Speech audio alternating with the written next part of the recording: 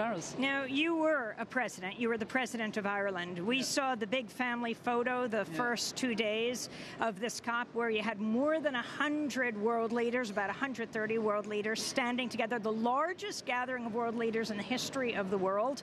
There were not many women. Can you talk about why that matters? It matters hugely that we have more women in leadership roles, and leadership happens at all levels. But it's good if you have top leaders because they influence the policy of their country, they influence priorities, they decide what will be important as a priority of the country. There are women and supportive men who've been working for years in the climate context to try to ensure that human rights and gender equality are fully recognised because they are important to good climate policy. What does gender equality have to do with climate change? Oh, the huge gender impacts of climate, huge impacts. If you undermine poor livelihoods, who has to pick up the pieces? Who has to put food on the table? Who has to go further in drought for firewood? The agents of those who are trying to adapt and be resilient, the vast majority of farmers in the development world are women. So it is hugely important that the gender dimensions are recognised, both the fact that women are more vulnerable, because even in natural disasters they're 4 times more likely to die than men. 14 times, because they care about their children and try to hug them. They can't run very fast in long clothes, a whole variety of reasons. I want to ask you a question. On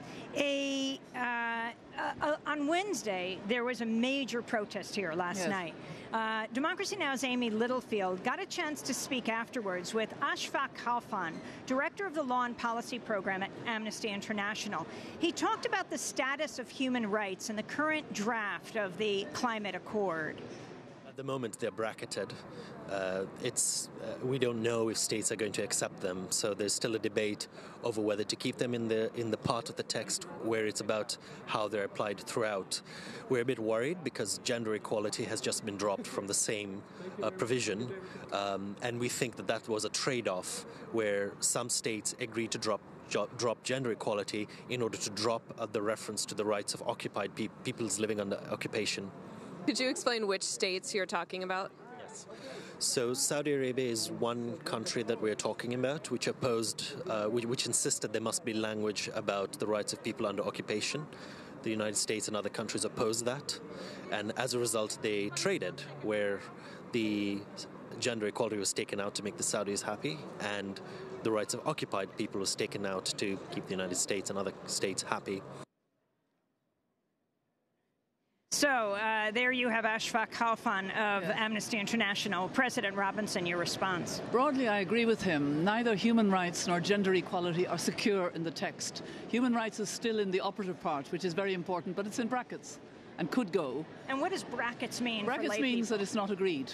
If it's not in the brackets, then that's text that has been agreed. There are a lot of brackets still in this process. Hundreds. Well, and gender equality, for reasons we don't understand, was dropped out of that. It was protection of human rights and promotion of gender equality. And obviously I want both, because they're both extremely important. So it sounds like he's saying there was a trade-off. Saudi Arabia didn't want gender equality. The United States didn't want reference to occupied people. Well, yeah, maybe there are a lot of negotiations going on. I think there are a lot of countries who want gender equality back in. So we're not at the end game yet. And I think it's more important that we see wide support. I've just come from a room full of people, including a number of ministers and delegates, who are supportive of both human rights and gender equality. They see them as being very much part of the core principles of the United Nations. And the reason we want this language in is not just to see these words. The reason we want the language is the values that are behind those words and the importance for good climate policy. We've made mistakes. Do you remember the corn for ethanol driving up food prices for poor people? We've had dams, and we're still having them, that displace people with poor land rights. And there's going to be a rush for renewable energy. And unless we make sure it's done responsibly and in accordance with human rights principles, we could have more people affected by how we take action on climate. We're already suffering from climate change. I wanted to ask you about the divestment movement. Yes. As President of Ireland, you were active on divesting from South Africa, the apartheid regime. There's this whole movement around the world, whether in foundations, and you have a foundation, whether in companies, universities, to divest from fossil fuels.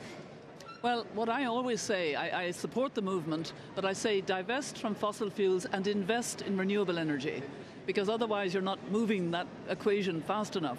We need more investment in renewable energy and in R&D, and we definitely need countries and companies to get out of coal. I mean, that's the worst. And also, we need to leave 2/3 of the fossil fuel in the ground. We have a paper of my foundation, Zero Carbon, Zero Poverty, the Climate Justice Way. And we say we have to get out of carbon by 2050. But the interesting thing, just to show you that there's a business group here, a lot of business here, that is more progressive.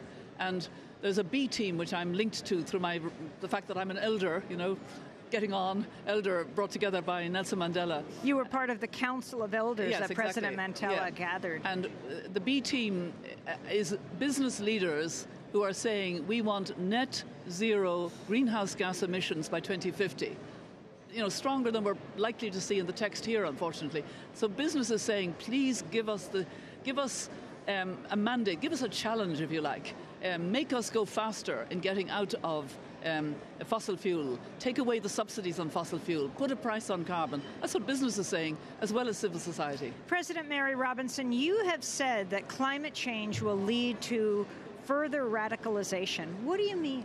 Well, you know, if you're in a situation where you're already isolated and in poverty, and then you have the buffeting or displacement of climate change, because it will be a driver of more and more people becoming displaced. You know, it's another reason to feel totally frustrated with the inequities in the world. And young people can be influenced, as we know, to be radicalized, to become very frustrated.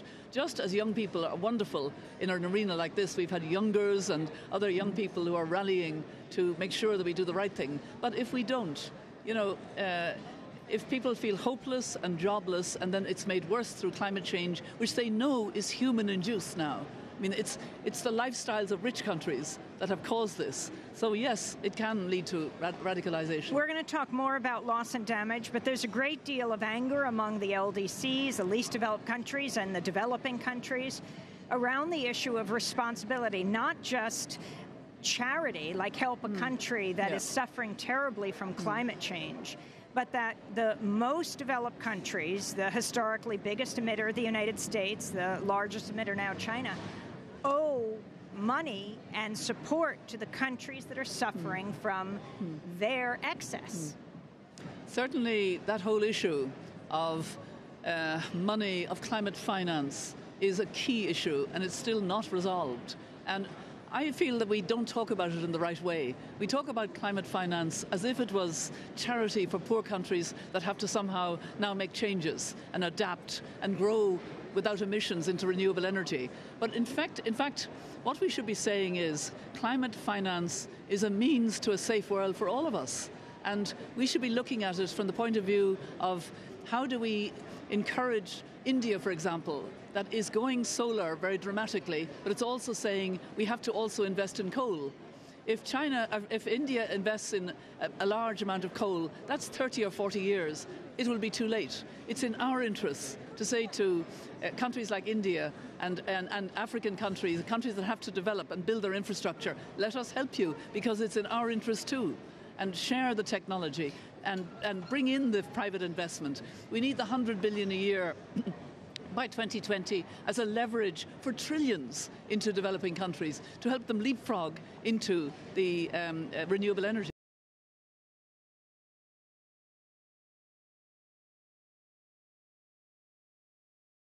Hi, I'm Amy Goodman. I want to thank you for tuning in to Democracy Now! We are so grateful to our fans and followers for being a part of the daily conversation. By choosing a news source that's committed to the truth, you're carrying the message of independent media, reaching hundreds of thousands of people every day. In these times of war and elections, we need a media not sponsored by corporations that profit from war, but a media that's truly independent, funded by you. Democracy Now! Is not paid for by the weapons manufacturers, the insurance industry, or the oil, gas, coal, or nuclear companies. We don't take advertising or corporate underwriting dollars. That means we rely on your donations to make our daily independent news hour possible.